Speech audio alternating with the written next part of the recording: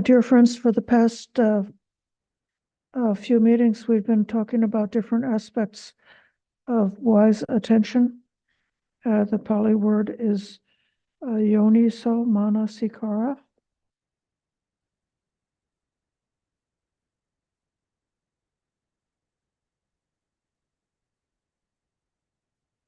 And the meaning is directing attention or awareness, directing the mind, or making the mind address the objects of awareness in a way which is yoniso, or skillful. And the yoniso has several meanings.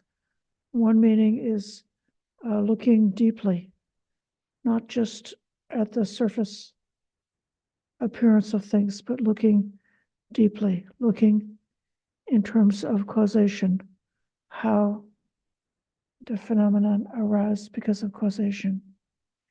It means looking thoroughly, or you could say ardently, really with a strong determination to discover the real nature of whatever it is we're directing our awareness towards.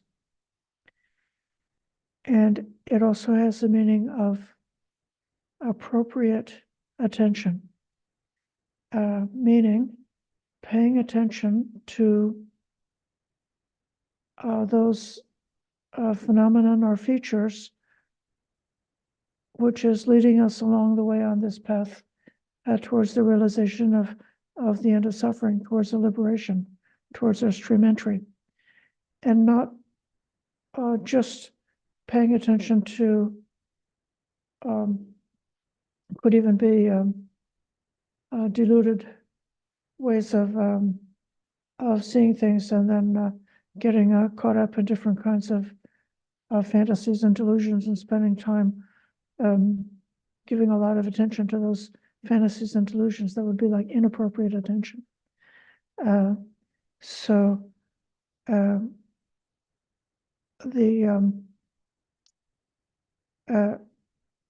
is a very pervasive term that appears in quite a few different places in the suttas. We talked last Sunday about how the Bodhisattva, Gautama, was concerned about the suffering in the world, the suffering of beings going through birth and death over and over again in samsara. And he wanted to know why.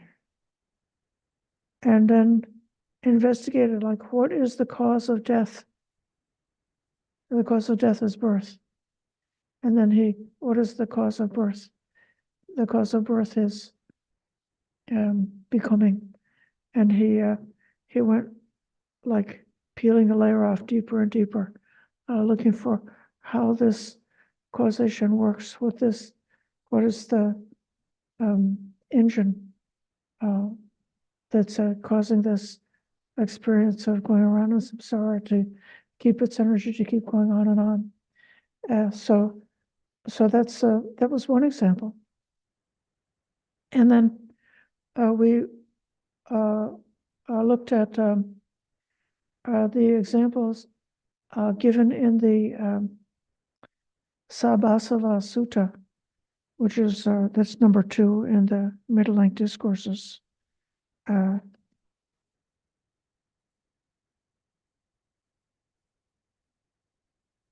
And in that sutta, there was a wonderful instruction about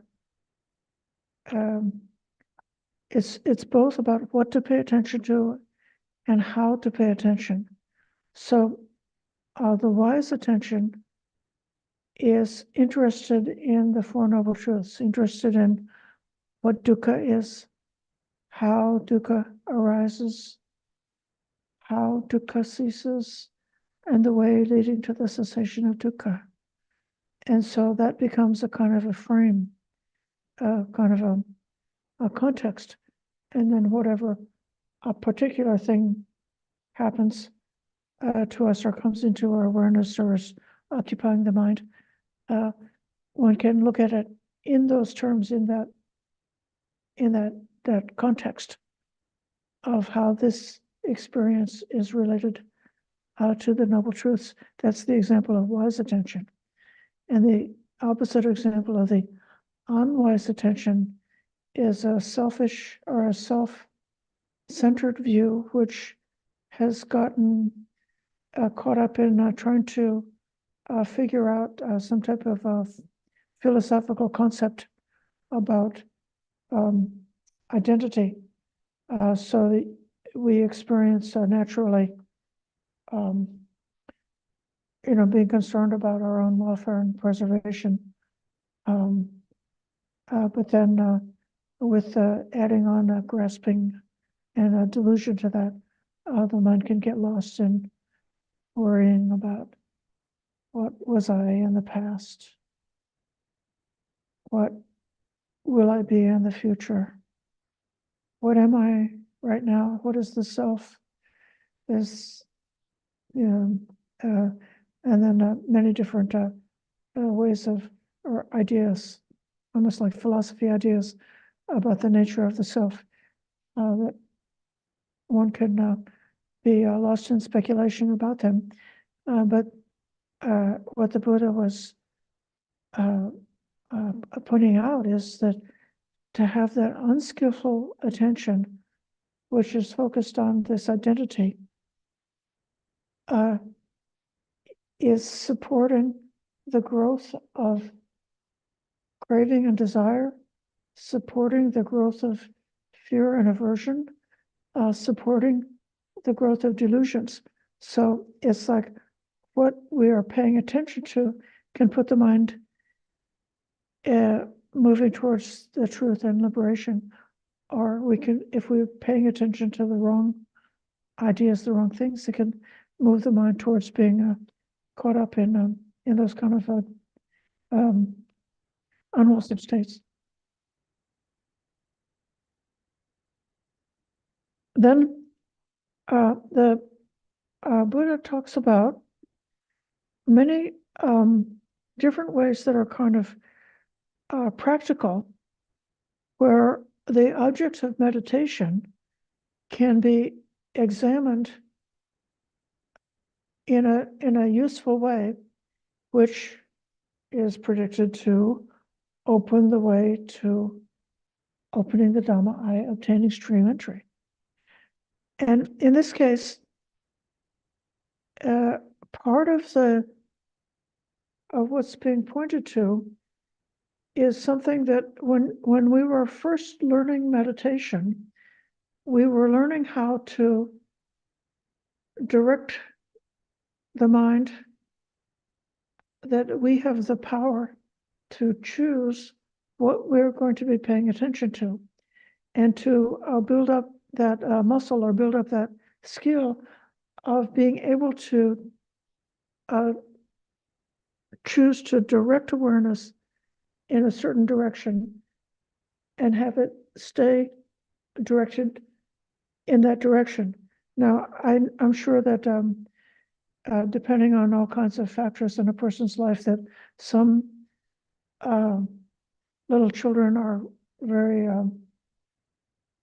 easily able to like focus and pay attention, and perhaps other little children are extremely easily distracted and find it difficult to focus on one thing, and then as they grow up and are subjected to all the aspects of education and so forth, then we can become grown-ups who have a lot of could have the habits of mind, that the mind is very weak and is not really in control, and it just goes from this thing to that thing, and is pulled around by emotions, or pulled around by free association, and not having a strong ability to choose. This is I'm interested in this and I'm going to stay on, paying attention to this something, whatever the subject is, whether I've got to, do some kind of assignment and find the solution to a problem or do that. Can I pay attention to this that I've chosen? Or will I just be distracted? So when we learn meditation, we have this assignment to pay attention to the breath, and we see how easily the mind is distracted and not able to do something that's simple. It's very simple. What does the breath feel like? And yet it's not that easy to have the mind land there and stay continuously with that, or it's not that easy to take an interest in the breath and not be distracted. And then there are other phenomena that we get the training in our meditation training to learn how to pay attention to them. One is the set of the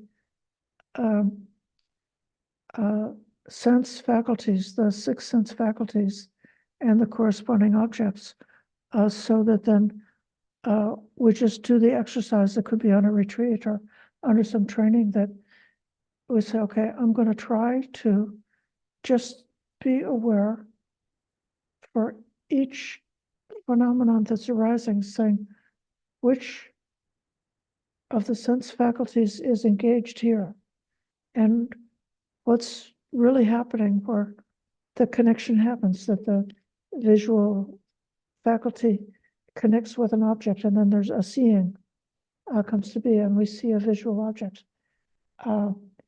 And that's, it's like one of the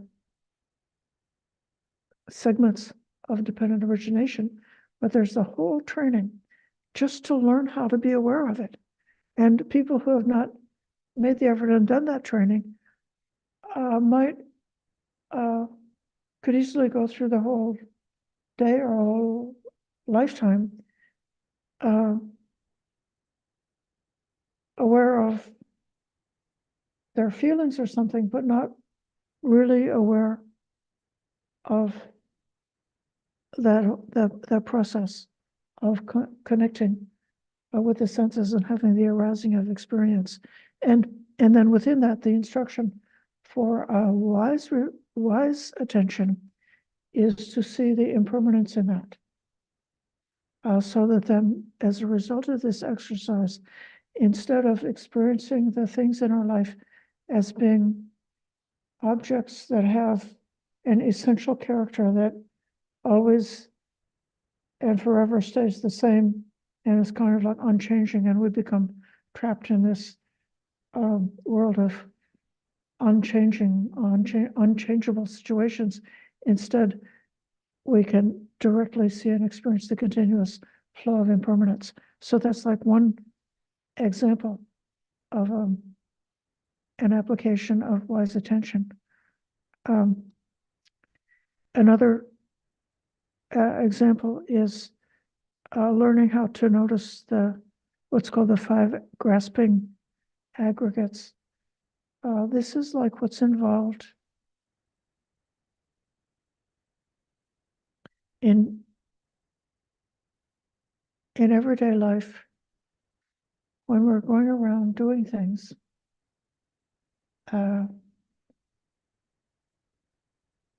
Being in the world, being subjected to emotions.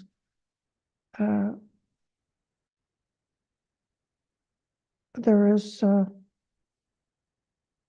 fabrication of what we experience as ourself that consists of what we experience about our body, what feeling we experience, what our perceptions are, how we name and identify the things that we encounter, what our volitional formations are. In other words, what we need to do about it, depending on the perceptions that arise. There's a kind of something clicks and we know what to do. So there's that whole process of forming the volitional formations.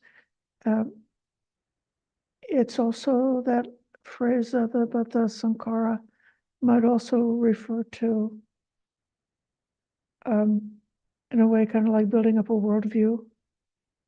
So if the world is a horrible and dangerous place filled with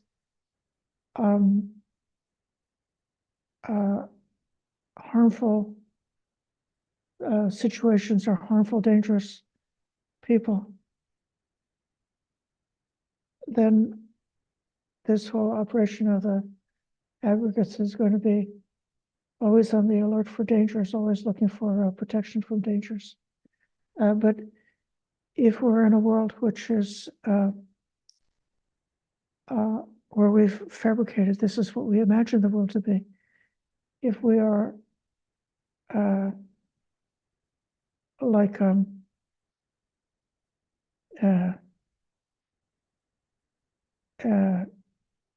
if we see the world as a beautiful place, filled with goodness and loving people, where there's a kind of ethical thing going on, where the good deeds that we do will naturally be pleasant for us at the time, and we have the expectation that our good deeds are going to bring good results. And then, so if we've got a construct of fabrication in the mind, a worldview in which this is the kind of world we think we have, then it could be that then the way these aggregates are operating are towards doing good deeds, doing wholesome karmas, and expecting rewards. And then the last of the aggregates is the vijnana, or the consciousness, the knowing faculty, which is also the vijnana, which is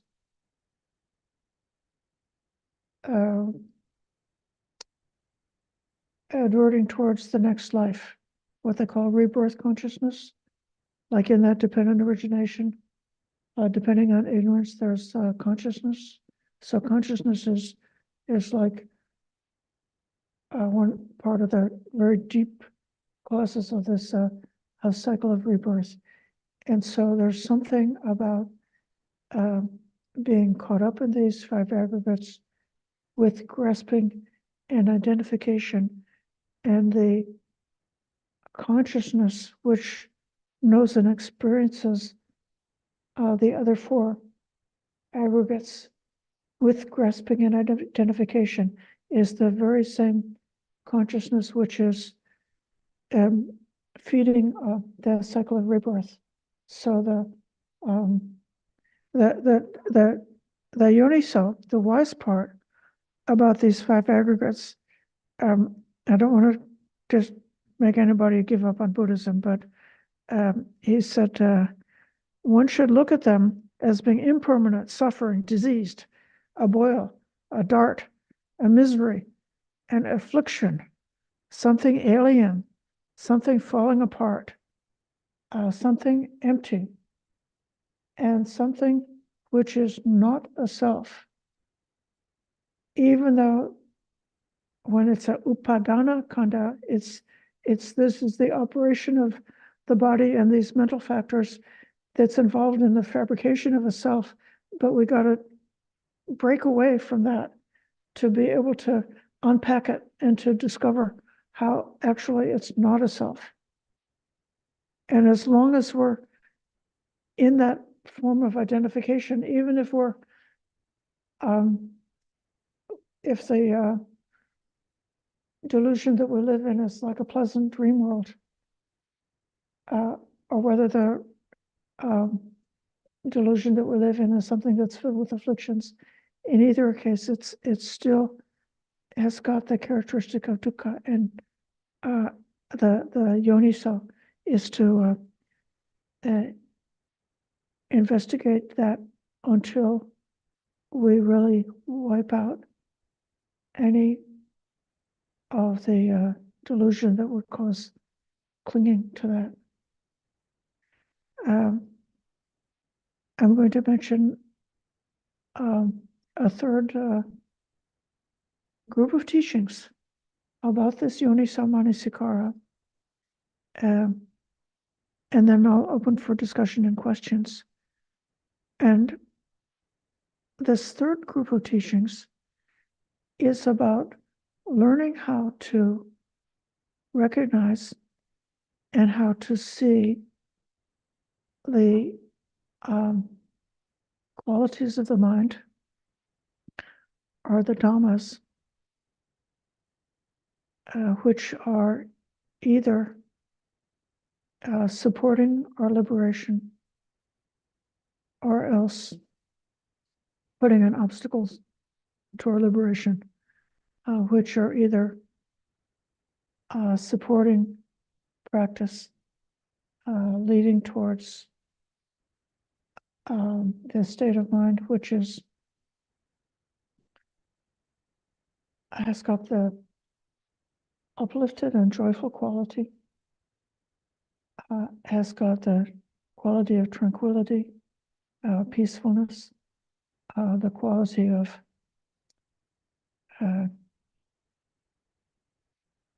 freedom, of not feeling compelled and jerked around and pushed and pulled around by circumstances, but instead experiencing this deep sense of freedom in relationship to all the things that come up in our life.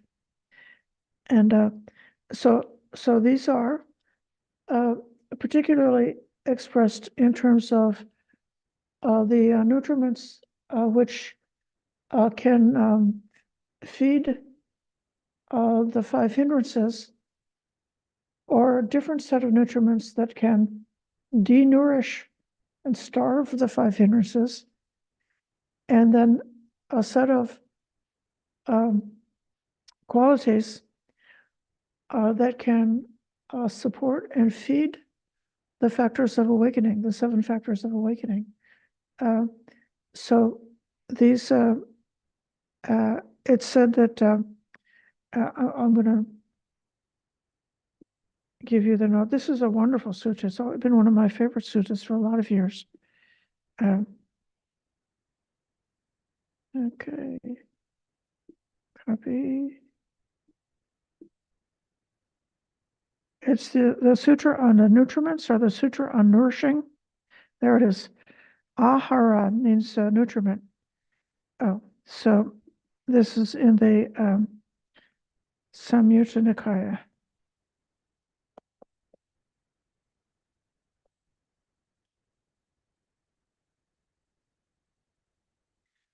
So, for example, the hindrance of skeptical doubt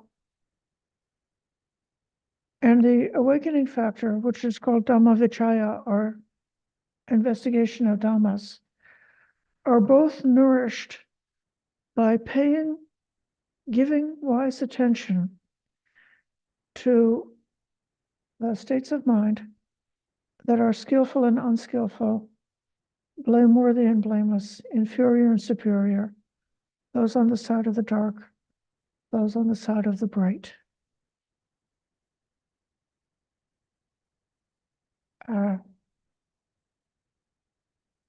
It's just being honest with oneself and practicing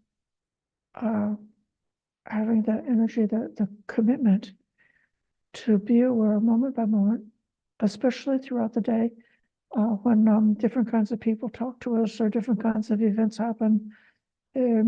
We are attempting to do different activities, which may be easier, they may be difficult. We may make mistakes and have to correct our mistakes. So many things happen during the day. And while all those things are happening, the mind is continuously cycling through different kinds of reactions and responses. And some of those responses are conducive to what is bright, what is peaceful, what is harmless or blameless, what is skillful, what is supportive of, you could say, for our true happiness. And then other states of mind are just like a poison. And then when you can do that investigation for yourself, you see, this is how the Yoni Samanasikara is, like the Buddha said, I only point the way, you've got to see for yourself. It's like the invitation, ehi pasako, come and see. So the invitation is to find out for yourself where your true happiness lies. Find out for yourself what, if something, if you had an unskillful response to something, what was going on in the mind at that moment? What kind of a state of mind was feeding on that unskillful behavior? Or if you're able to avoid an unskillful behavior and replace it with something skillful, say, okay, what were the factors? What was going on? Look deeper, look at the causation, look underneath the hood and see what states of mind are feeding that. And then you will have had a very good launching for your way along the path of these Dhamma teachings. And as well, you will not need to be in doubt, because you will have made these discoveries for yourself from your own experience. The hindrances, sloth and torpor, and the awakening factor of virya, or energy, are both helped by paying attention to 3 stages of effort, which is initiative, persistence, and exertion. So if like going from being, when we need to do something, we're in a state of, we're not doing it yet. We're thinking about doing something, but we've got to somehow rouse up that making a decision, or stirring up the energy to pick up and do that useful thing which we've chosen to do. So what's that like? What happens when that virya comes up to start something? The Buddha said that skillful deeds and skillful states of mind are safe to do again and again. So without hesitation, I see this very strongly in meeting monastics who are well-trained, excellent monastics, compared with just an average person that you see. Average people spend a lot more time procrastinating, and well-trained monastics are much easier. Like if there's something to be done, just go take care of it. Just go ahead. Don't waste that time and energy with their procrastination. That's the first part. And then the persistence is once you start, then keep going until it's finished. And then that exertion is what it takes to push beyond the comfort level, to go all the way to the end, go beyond where you've been before. And so then just thinking about energy, one can become energized. Or for me, when I was younger, I used to work in an office. For many, many, many years, I worked in various different offices. And so it's very easy for me to start work at 9 o'clock in the morning, because I just have this habit of, it's 9 o'clock, gotta get to work. And so if then any other time of the day, like it's 4 o'clock in the afternoon and I'm feeling, the energy is flagging, and I would like to, take a nap or something, but keep going with my job, and then I may just remember, just think about 9 o'clock, think about that 9 o'clock energy. Pay attention, what's that like? So it's so practical. So giving wise attention to understanding what these states are like by observing them within ourselves. It could be having some kind of a metaphor, a phrase, or an image that helps us to recollect and recall these states that are going to be the helpers for us. Then for passaddhi or tranquility, it suggests paying attention to what is tranquility in the body and what is tranquility in the mind. Just break in those two things and pay attention. Look and see, find out what it's like, what does it consist of, and just directing the mind to tranquility. You can find tranquility. And then when you find tranquility, if you value it, you can allow that factor to grow.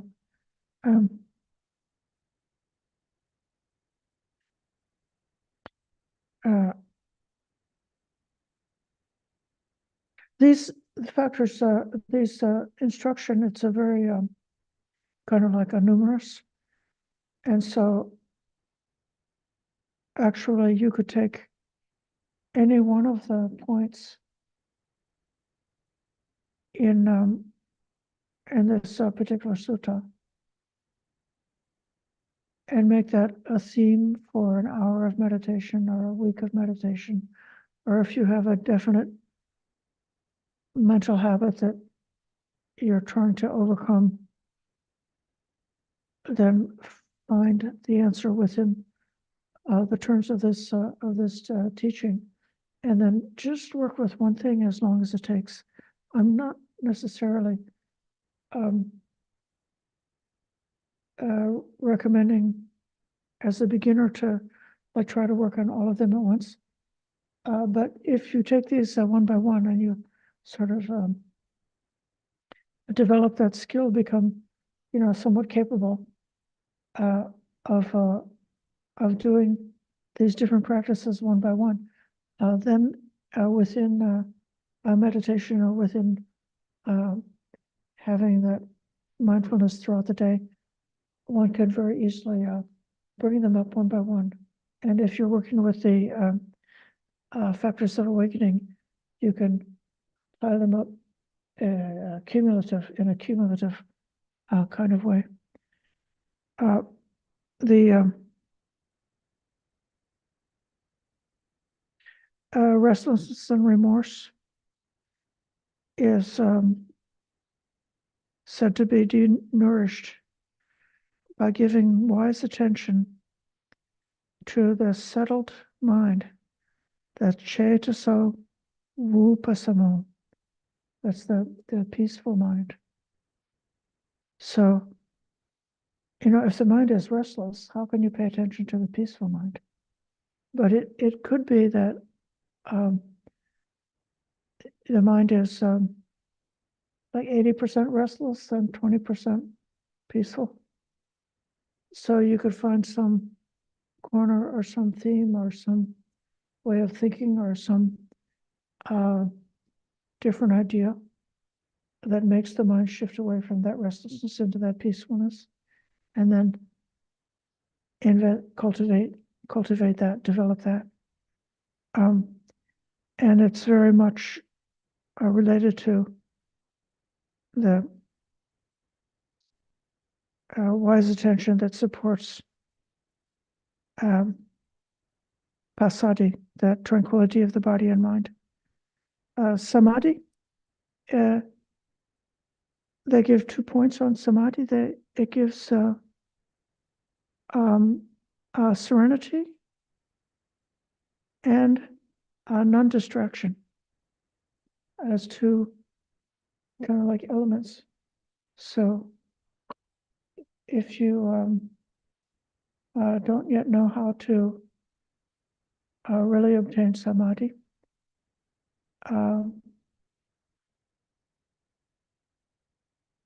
instead of trying to be like reaching after the prize, that's sort of that reaching and wanting and reaching for sort of creates an opposite kind of energy, because that desiring is the opposite of samadhi. It makes it difficult to do that. But if you have an idea like the underlying factors of samadhi and pay attention to them, then that could create the circumstance for it to arise.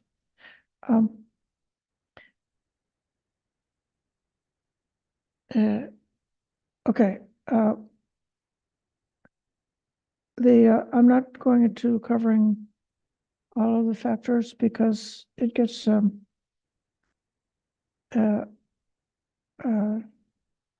I think you can see the idea. Sensual desire, the asubha meditation, it's given in the Satipatthana about the realistic view of the human body in terms of its components or its parts or its elements, to where there's some kind of in sensual desire, the mind has latched onto some kind of a sign or some aspect of an object that is triggering desire, like the sweetness of the food or the saltiness of the food or something like that, that just is stimulating the appetite. And if you just stay like that on the surface, then you can not emerge from having the craving for food. But if you look at the whole picture of what food is, what eating food is, what the whole process of eating, chewing, swallowing, and digesting, then the one part that was triggering your desire is, it's not the whole picture. It's only a part of the picture. When you see the whole picture, that helps to emerge from that. And then ill will is overcome by giving wise attention to the metta ceto vimutti, the liberation of the heart through loving kindness. And so many of the special themes of meditation that we train in are put into a context here in showing how paying attention to these different themes of contemplation or these different themes of meditation is beneficial in overcoming hindrances and establishing the factors of awakening, or the mental qualities that are supportive for liberation.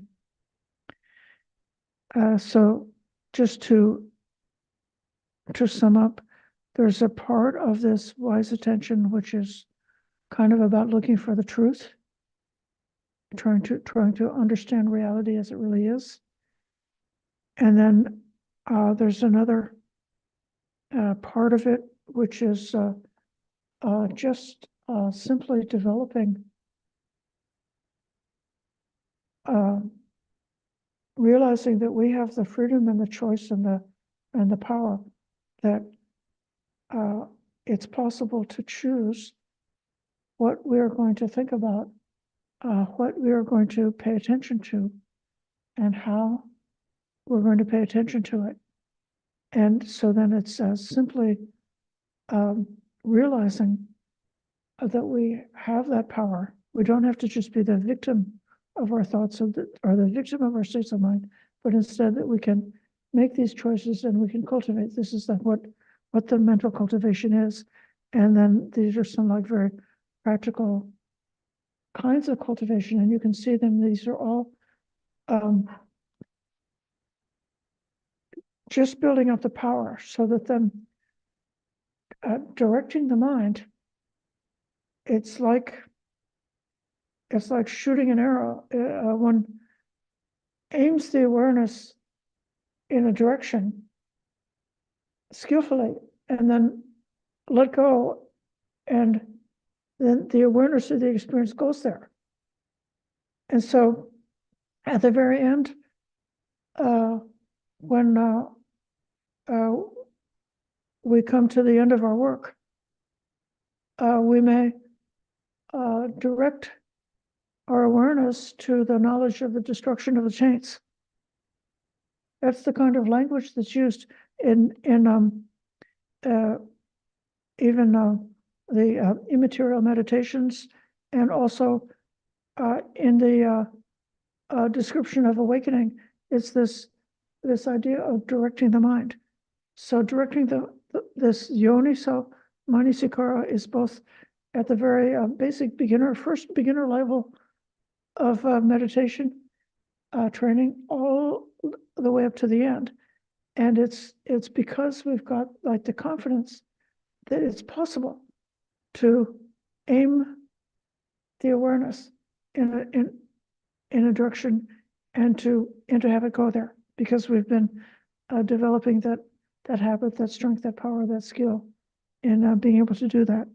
And then at the midpoint along the way, there are quite a few trainings in the two suttas that I cited here, the Sabhasava Sutta in the Middle Length Discourses, number 2, and the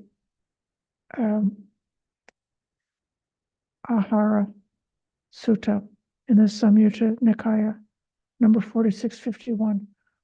Those two are two of the most practical and rich suttas that we could study and develop, that are showing ways to recognize different aspects of our own psychology and to be able to make choices for a healthy mind, a happy mind, and a successful mind. I've said enough, or possibly too much, and I will be happy to have questions. I see there's a question coming up right away. Hello, Aya. Thank you so much.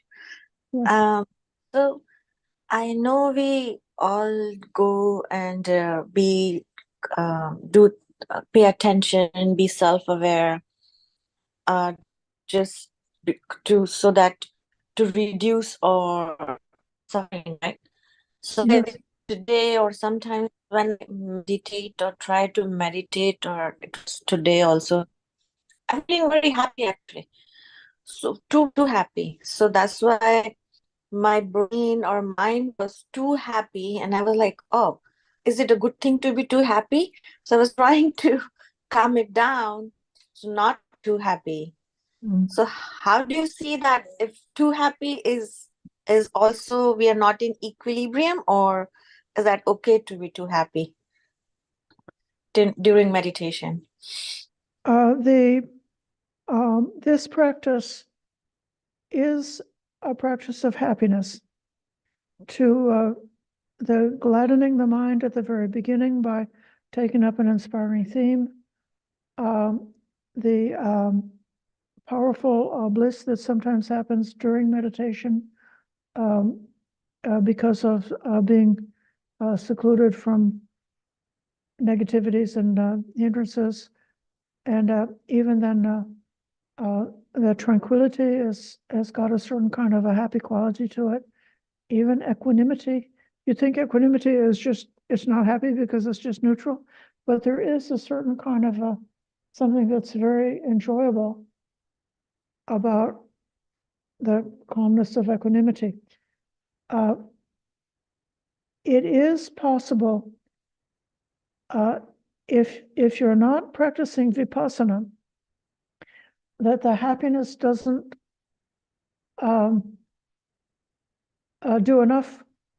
The happiness gives you like a vacation from the negative habits, and it's very good, but if it's combined with vipassana, that you're aware of the impermanent nature of things, if you're not building up an identity or a self around it, even if you know that, just enjoy the, we're so fortunate to have a very blissful meditation. Enjoy that, but recognize that it's impermanent. It's so that then you don't have to kind of cling to it, or you don't even have to worry about it. Just develop the kind of like the inside awareness into the qualities of that happiness. And then, happiness can help you to be motivated and to stay on the path and to keep going. So it is possible. I don't know about being too happy, but it's possible to have an unwise approach to happiness or pleasure, that then it becomes almost like an addiction. If you build some kind of self out of it, or you just haven't used it to develop insight. Sometimes people who are beginners have by dumb luck or by luck, they have a really powerful meditation early on while they're learning meditation. And then after that, for a long time, they want it. They want that same experience. And because of the wanting, they can't have it. The more you want it, the more you can't have it. And so that's an example of, I should say, a misguided approach to happiness. But I wouldn't worry so much about having too much happiness. I would just try to bring some wisdom and insight to the experience. Thank you. You're welcome.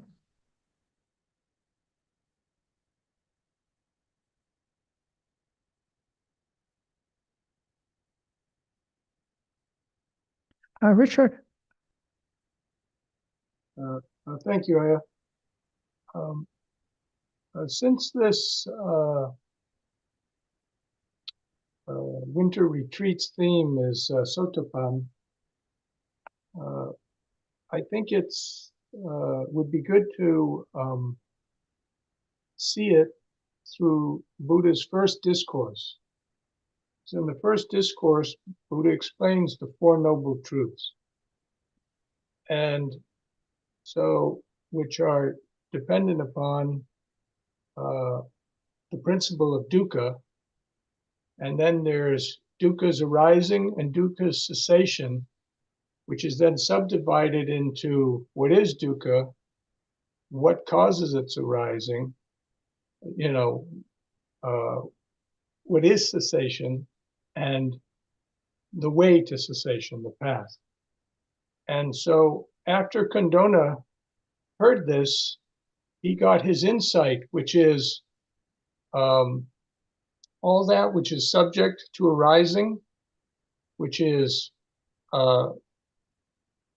parts 1 and 2, is subject to cessation, parts 3 and 4. And when he makes that utterance, the Buddha immediately replies, Kondona has understood, Kondona has understood.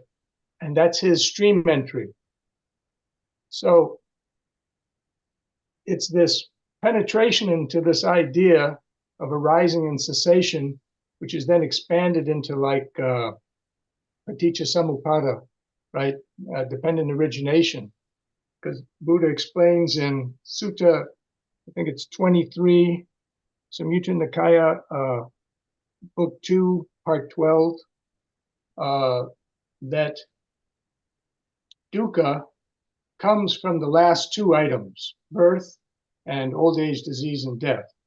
And it's by penetration of that dukkha, then you go on the upward trajectory, starting with competence, etc., up until you attain nibbana.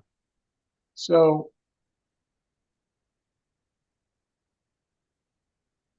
this understanding of dukkha is the central penetration, but it's the penetration in relationship to paticca samuppada, dependent origination, or all that arises is all that is subject to arising is subject to cessation. And this is why it is said that one who becomes a Sotapanna now possesses the Eightfold Path. Before that, you may hear these words, you may know about the Eightfold Path, you may think you're trying to practice it and everything, but yes and no. You're kind of practicing what you might call the mundane Eightfold Path. But it's that insight of Sotapan that now you actually possess the Eightfold Path. It's as if now you have the treasure map. You know where Captain Kidd, buried his treasure. And now you just have to follow the map and you get it. Anyways, so going over that other sutta, there were those 4 prerequisites for Sotapan, associating with superior persons. So Kondona associated with the Buddha. He listened to his teaching, right? So that's that second factor, right? He used yoniso manasikara and penetrated it, by constant, looking at it and analyzing it and fixating his mind on it. And as I said before, when it says practice, that's a bad translation. And I said it's more like the marching of a soldier, because now think of a soldier when he's marching. He can't just say to his commanding officer and his fellows, hey, there's a nice stream over there with a fruit tree, and I'm kind of tired and thirsty. I think I'll just stop for a while. You guys go on ahead. I'll stop, eat some fruit, get some water, take a nap, and don't worry. I'll do double time and I'll catch up later. No, the idea is that you just keep going. The marchers, the soldier, has to just keep marching. You know what I mean? So he doesn't veer off the path. He just keeps going to the goal. It's not being forced like a soldier, but it's that idea that you don't veer off and you just keep going. So anyway, I just want to add a little bit more explanation about why I said that the better translation. And you can look at the Pali, you'll see. It's like the marching of a soldier. Anyways, that's all I wanted to say. Thank you very much. Thank you. Richard, I love the soldier metaphor for the Dhamma Anudhamma, the Dhamma along with the Dhamma. So it's like you're staying in the formation and not just going off to take a swim or something like that, but staying in formation, staying within the Dhamma. And also I have been referring several times to the paragraph in the Sabbasava Sutta that says that giving the wise attention to the Four Noble Truths leads to the stream entry. But the story of Kondanya gives it so brilliantly in the context of the Buddha's first teaching and the miracle of the transmission of the awakening of the Dhamma eye as a result of the teachers explaining what he has discovered and the disciple listening and taking in and integrating that. So those are both very good additions. Thank you very much.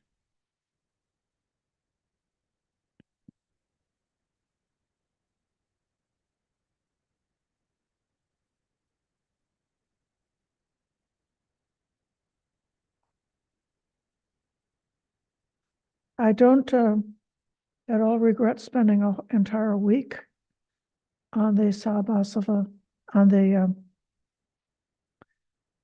yoniso manasikara. The more that we've been looking in and practicing with, the more we can see that it's kind of a pervasive quality, that many of the stages and phases of the teaching are pervaded with the importance of this wise attention. And it's the reason why our school is based on what one can discover